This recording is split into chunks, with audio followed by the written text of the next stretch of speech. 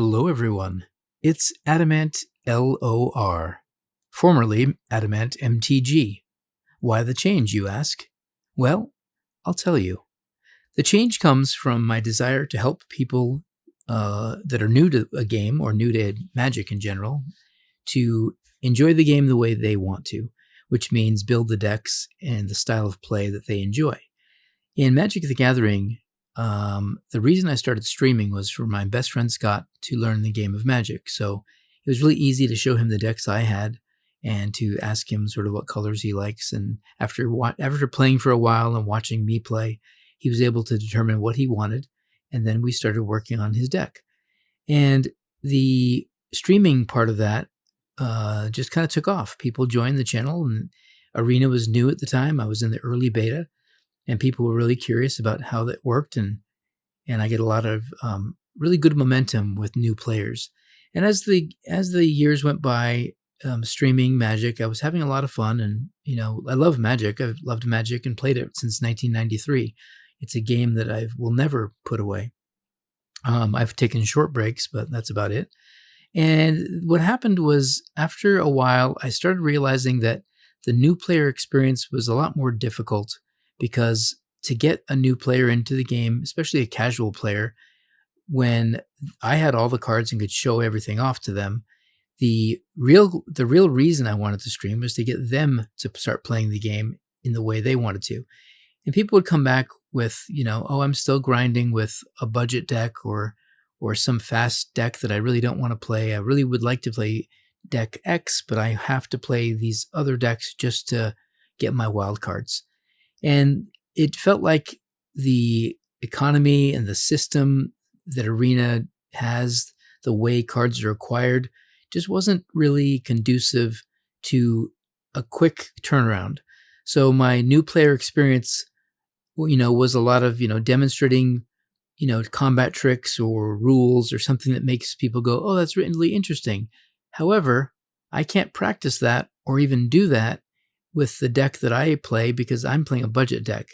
And so it was like me showing off, some meta deck or something they wanted to play only made them want to play that deck more and then not be able to. So it was like, well, in 3 months, when you get enough wild cards, or when you throw enough money into the game and get them, then you'll be happy. And it felt really disconnected to my goal. So as I started playing more Magic and realizing that streaming Magic really isn't what I do, as far as I'm not interested in, playing Magic just for the sake of playing Magic and having people watch me. I'm not in particularly entertaining in that way. I'm not doing things, I don't know. I just felt like I'm not offering enough to my community. So with the change to Legends of Runeterra, the primary reason for that is that LOR has an amazing economy, really conducive to the new player experience. Collecting the cards that you want, and you can actually use the free to play model to generate enough coins or shards or unlock different rewards just by doing the tutorials. And those rewards you can use in a direct fashion to get the exact cards you want in the exact colors, or they're called regions in LOR. But you can go and find interesting decks or interesting combinations of regions that you think is fun for you. And within days, I was free to play. I've actually, as of recording this, I'm 8 days into free to play, and I have 4 decks built. Now, to be honest, I did spend a little bit of money because I was really excited about some of the decks and I wanted to try them out. But without spending money, I probably could have at least one really good deck, possibly 2, because you can always mix and match with the different champions you have per region. But if you focus on 2 regions at first, you can get a few decks and have a lot of diversity. And because of that, I feel like a growing community, getting players excited about it, immediately seeing the payoff for them to be enjoying the game the way they want to, that's really rewarding for me. And that's really what I want to do as a streamer, is provide value for my, for basically my community. And I'll be building that Runeterra community. My intent is to really focus on that new player, point of view.